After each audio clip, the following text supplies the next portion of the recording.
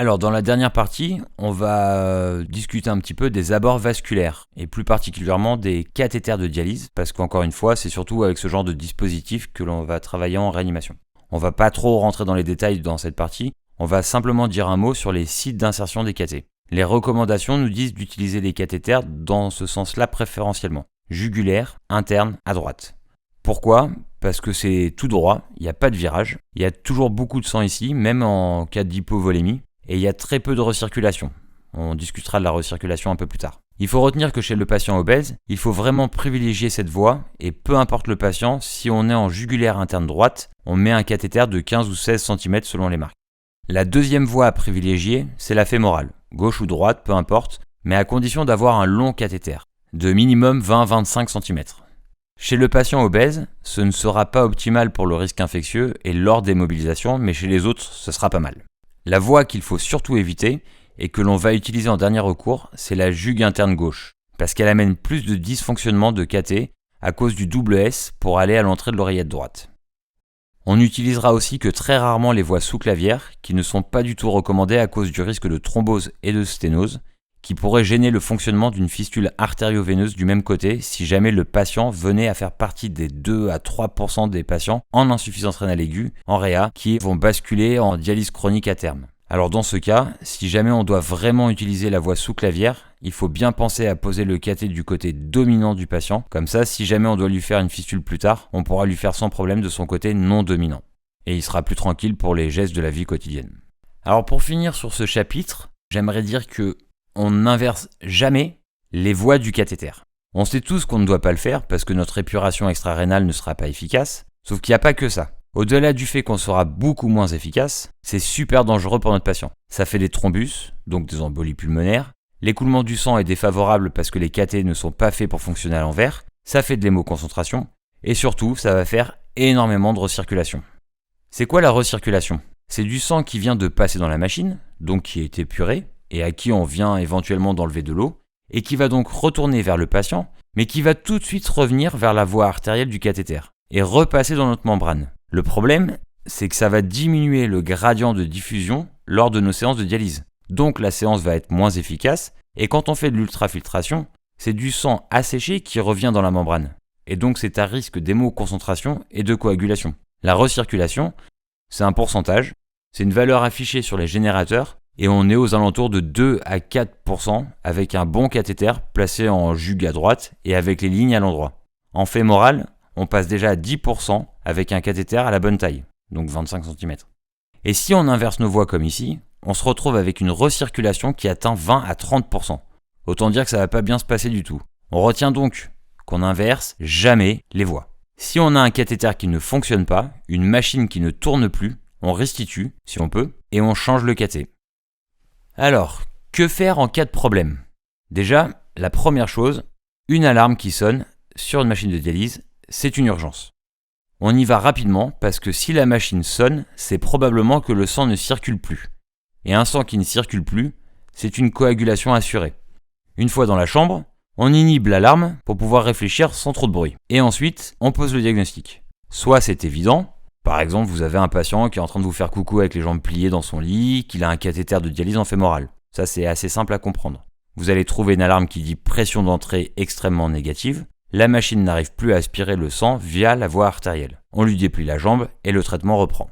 Soit c'est pas si évident que ça, et alors là, on a deux possibilités. Soit on décide de continuer à chercher dans ces conditions. On relance la machine comme on peut, elle s'arrête à nouveau, on la relance, etc. Là on va vers la catastrophe. Soit on met la machine en régime de sécurité. C'est une protection du circuit qui va nous laisser du temps pour réfléchir, trouver le problème et le résoudre d'une façon ou d'une autre. Tout ça sans souffrance de la membrane et du circuit. Mais comment on fait ça, me direz-vous ? Eh bien, en mettant la fraction de filtration à 0. Donc, on arrête le traitement, c'est-à-dire tous les échanges. Le dialysat si j'en ai un, la filtration en hémofiltration et la substitution, qu'elle soit en pré ou en post. La machine ne va pas s'arrêter de tourner pour autant. Le sang circule toujours, mais à un débit très faible, à 50 ou 100 ml par minute. Ça ne sert à rien du tout en termes d'épuration, la clairance est à 0, mais le circuit n'est pas en danger. Le sang va juste faire une petite promenade dans le circuit, sans rien perdre et sans rien récupérer. Les générateurs modernes possèdent tous un bouton pour ça.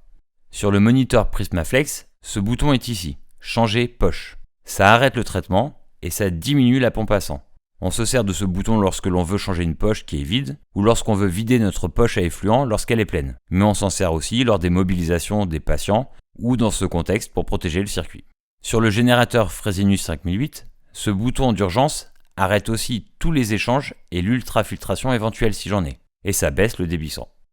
Alors si on s'aperçoit que le débit sanguin est finalement impliqué dans le dysfonctionnement de la machine, donc s'il était trop élevé pour notre patient ou pour notre cathéter, il peut y avoir un intérêt à le réduire. Si ça marche pas du tout à 250 ml minute, mais que ça marche super bien à 230, on peut y réfléchir 2 minutes.